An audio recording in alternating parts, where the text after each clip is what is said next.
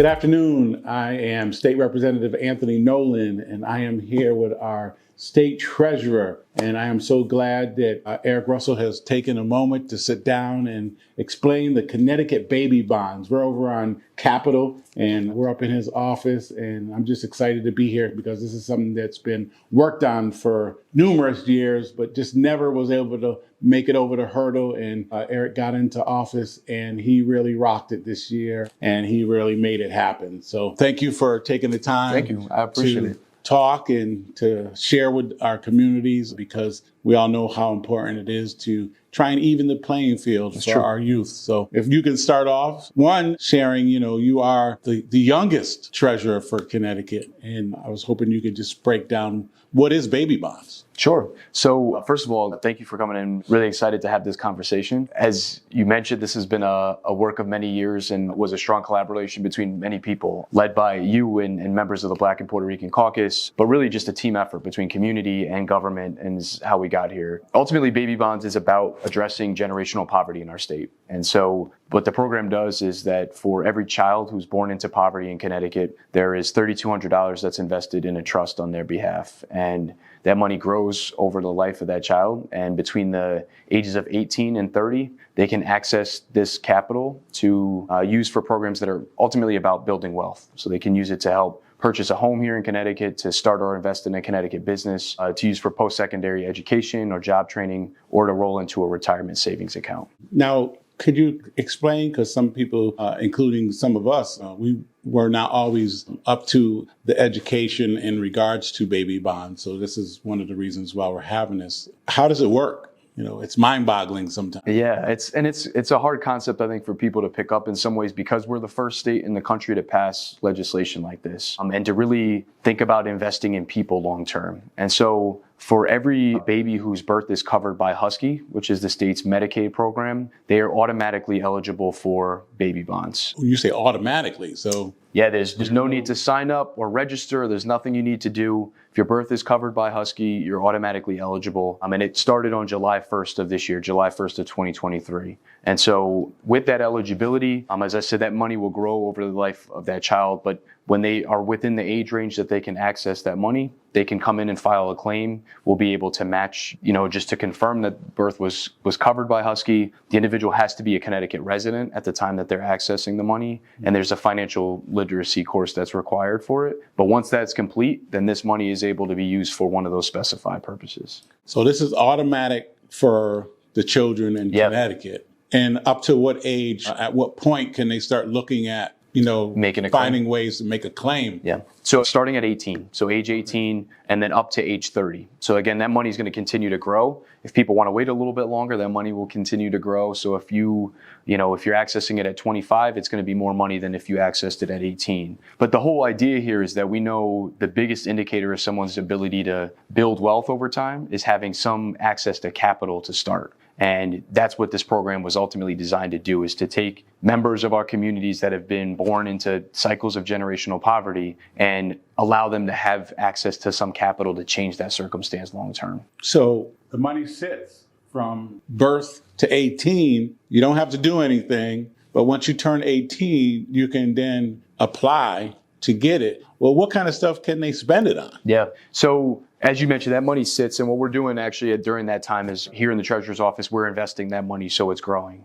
And depending on what age it's accessed at, we expect it to be between $11,000 and $24,000 by the time an individual is claiming it. And then it could be used to purchase a home here in Connecticut, to start or invest in a Connecticut business, to help pay for school or job training, or to roll into a retirement account. And it's a great opportunity, because what it allows people to do is, one, invest in something that's can help build wealth over time, but it's also that this money is going to be reinvested in our communities, right? And particularly in communities that have been under-resourced over the decades, right? When you look at who will have access to this capital and how they will be able to use it. So what if, let's say hypothetically, someone leaves town for a year or a couple years but comes back? Good question. So as long as the individual's birth is covered by Husky, automatically eligible, nothing changes that. So if a baby's born here in Connecticut and at 7 years old, their family moves to another state, if that individual is 25 years old and moves back to Connecticut, they will have access to that money. They have to be a Connecticut resident at the time,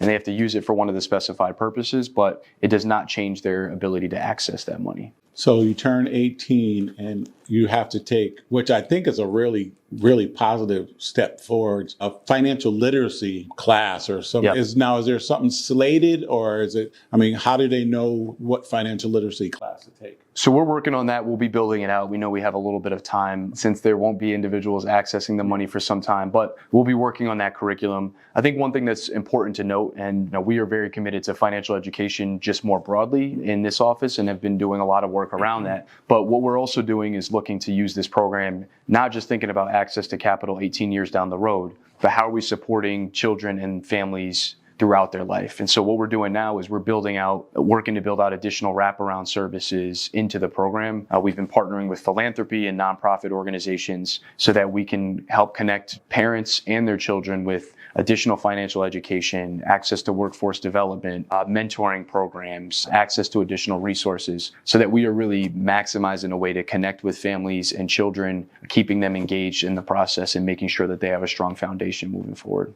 Okay. And you said as long as they're part of Husky, is there any stipulation if you are under Husky for 10 years and then you come off of it? No. So if you come off of Husky a year after the child is born, they are still eligible. It's just that the eligibility is that birth is covered by Husky itself. Wow, that's great. So you can use it for a car, or is that one of the things? So not right now.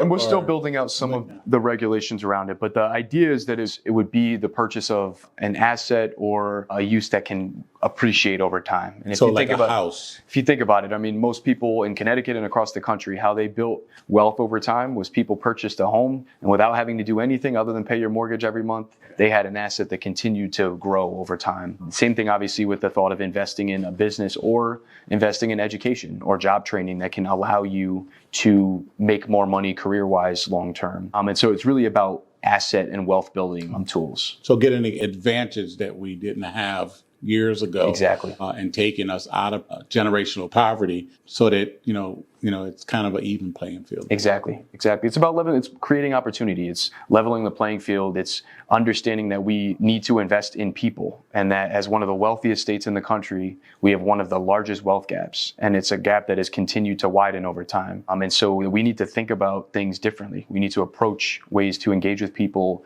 and to create opportunity differently, right? And so we know this is a piece of the puzzle, right? As we, as a state, continue to invest in education and access to early childcare and affordable housing in our state. Another piece of that is giving someone a tool and an opportunity to really lift themselves up and change their circumstance. Okay. And something that always comes back and everybody always talks about is how we funded it. And is it going to come out of our general fund where now it's something else the taxpayers have to pay for people that they don't have no relation to? But it's not from that. There's funding that was found through your tutelage and things to create that, right? Yeah, so the way that we funded this program, it did not impact the general fund at all. And we're not borrowing any money to fund the program. We were able to free up resources that we had in a reserve fund. And what it actually allowed us to do from how the program was initially going to be funded is save several $100 million off the cost of the program. I think the important thing to mention, though, in thinking about funding and investing in programs like this is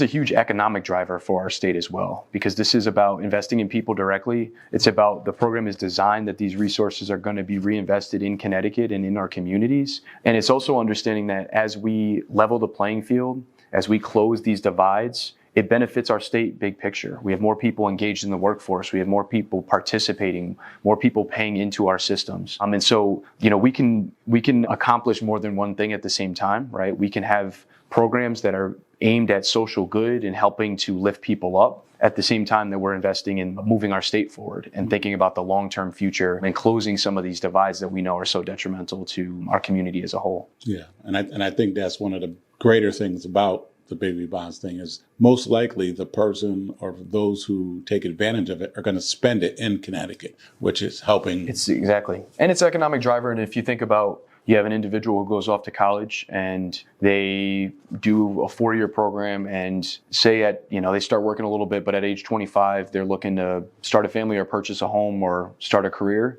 There's incentive to come to Connecticut to do that. If you know that there's going to be $20,000 for you waiting here to help you purchase your first home. And so you're moving people back to the state at times that they're starting careers or they're starting families. And so all of these things kind of work hand in hand, but it's really designed whereas we make these investments in people, and that it's ultimately going to help lift our state up big picture as well. Yeah, that's the good part. Another good part, investing in people in order for people to invest in Connecticut. And think about the hope that it creates for so many people who never saw a future that a program like this can provide. I mean, I know I can speak to it firsthand. I didn't know folks, for the most part, that owned homes when I was growing up. Right. Everybody paid rent, right? And the difference between what someone paid for their rent or being able to pay a mortgage was simply having access to capital to put a down payment down on a home. And then you have an asset that's appreciating, right? And so for a parent to give birth who may be struggling and not have a lot of resources, to be able to see a future that's different for their child than the life that they've had is really powerful. And I think it's a huge opportunity to keep people engaged and on track and really wanting to change circumstances for themselves and their families. Well, hey, I don't want to keep you. I appreciate the time that you've given us to explain baby bonds. It's his first ever anywhere that Connecticut has become the #1 state to do this. And we appreciate you. And if there's something else you want to add. Well, I just want to say thank you because, as you mentioned, this program, it took a lot to get this over the finish line. And from the very beginning, you've been such an incredible advocate for baby bonds, but for so many programs that are ultimately aimed at addressing wealth inequality and really just lifting people up in our state and investing in our future. So I want to thank you for your leadership and your commitment to this initiative, but really for all of the work that you do here in Connecticut. So incredibly grateful. I appreciate it. And once again, thank you for allowing us to come up to the office. And once again, State Representative Anthony Nolan with Treasurer Eric Russell, and we'll see you on the next one.